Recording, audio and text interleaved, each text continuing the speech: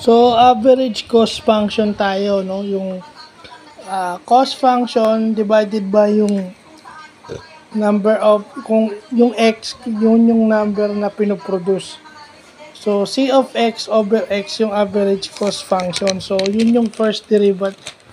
Ginagamit din dun yung first derivative, and then yung second derivative test is ginagamit para malaman kung sila ay positive.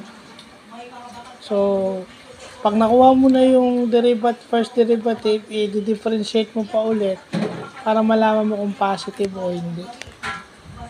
Doon lalabas yung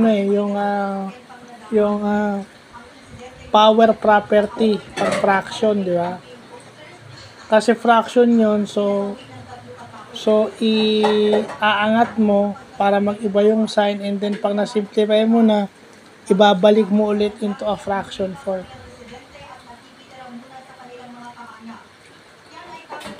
Itataas mo muna and then tsaka mo ibababa. So, syempre, sumusunod pa rin sa power rule yun maski pa paano. Yung reciprocal property ng calculus, dito ina-apply. So, ayan, average cost function. Siguro, dun tayo sa reducing cost. Kasi meron tayong maximizing profit eh. Siguro, yung minimizing cost naman tayo bukas. Tsaka yung tabular, yung average rate of change at saka instantaneous rate of change tayo bukas.